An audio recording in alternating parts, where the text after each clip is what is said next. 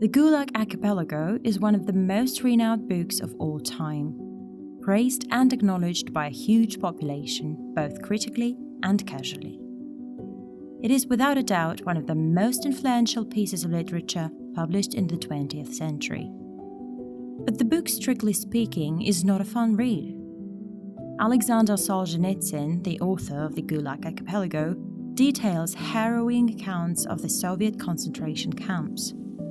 The concentration camps, which were spread all over the USSR like a collection of islands, an archipelago. To give you an idea of the hardships, here is a small excerpt from the book. At what point then should one resist? When one's belt is taken away? When one is ordered to face into a corner? When one crosses the threshold of one's home?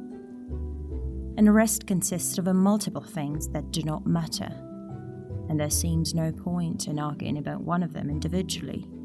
And yet, all these irrelevancies taken together implacably constitute the rest.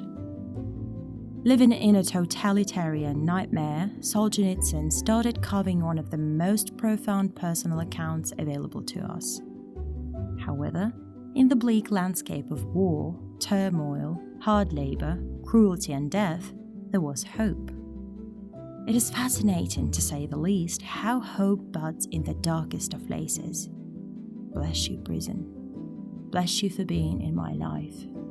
For there, lying upon the rotting prison straw, I came to realize that the object of life is not prosperity as we are made to believe, but the maturity of the human soul. This is another excerpt from the same book. Notice how the tone does not shift, but the author seems to grow with the hardships. Man needs difficulties. They are necessary for health. We don't necessarily think that Carl Gustav Jung would say that being tormented in the Gulag is an example of a difficulty that man needs. What Solzhenitsyn went through, we sincerely hope no one else does. However, there certainly are parallels between what he went through and what Jung was talking about. Difficulties make people grow, although more manageable ones. To understand what Jung said, it is important to first understand who Jung was. Put briefly, although Jung cannot be put briefly, Jung was a psychiatrist and a psychoanalyst who believed that the human mind was divided into the conscious and the unconscious. When talking about the unconscious, another big name also comes to mind. Yes, he was one of the most prominent students of Sigmund Freud, the founder of psychoanalysis. Although, later on, he separated from Freud in the middle of his career. Jung believed that consciousness, or the things we could actually think or recall, is like a small island. And this small island is surrounded by an ocean of the unconscious. And the unconscious is part of humankind's basic condition. As per Jung, much of the individual's outlook on life depends on the state of unconscious of that person. The more a person faces trauma and undue cruelty, he develops complexes. And these complexes cause mental disorders. However, if the trauma in question is manageable and the person has the right mental fortitude for it, these complexes do not form. In fact, instead of these complexes, the person's autonomy as an individual grows. And that is how one is polished by their experiences. If you are irritated by every rub, how would your mirror be polished? Said Maulana Rumi, one of the greatest thinkers of his time. Across the many prayers that many of us pray, across the many wishes that we humans have, an easy life often appears repeatedly. A lot of us might not particularly like the long hours our jobs make us work. A lot of us hate conflict and the tension it brings between friends, family, or other relations. But can we truly survive without these experiences? Can we truly learn the thousands of important messages, failures, and hardships provide us? Sure, we can learn from others' experiences, but does it really have the same impact? Or would we really appreciate the first salary we get without going through those bad Mondays? Now that I think about it, I really don't like Mondays. And that's neither here nor there. Let's explore the idea of life's difficulties in a different way. What would a life without difficulty look like? Calming? Relaxing? What if the people around you behaved in exactly the way you wanted them to? That would be great, right?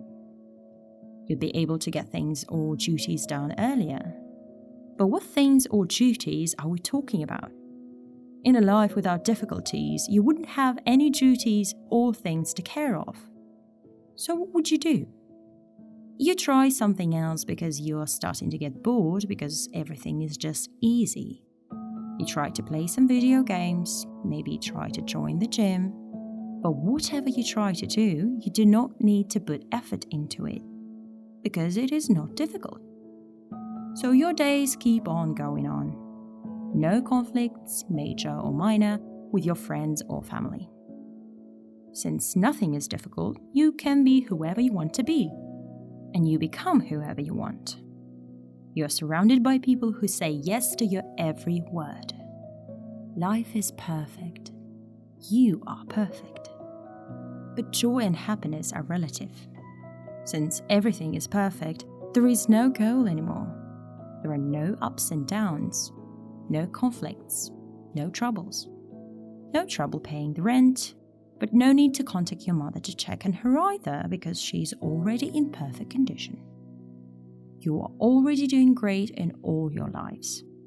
In fact, there is no issue with aging either. You are spending a perfect life with no downs. Spending a perfect life for eternity.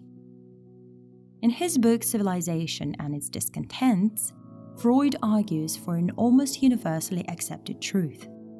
He said that constant happiness is impossible. We know that the life without difficulty would not be happy, because human beings have to constantly grow to feel happy. And growth is impossible without hardship of some sort. Not only does it make us feel happy to overcome difficulties, difficulties themselves give worth to our happiness. And we all would like to live a life that has worth in it, at least according to Jung.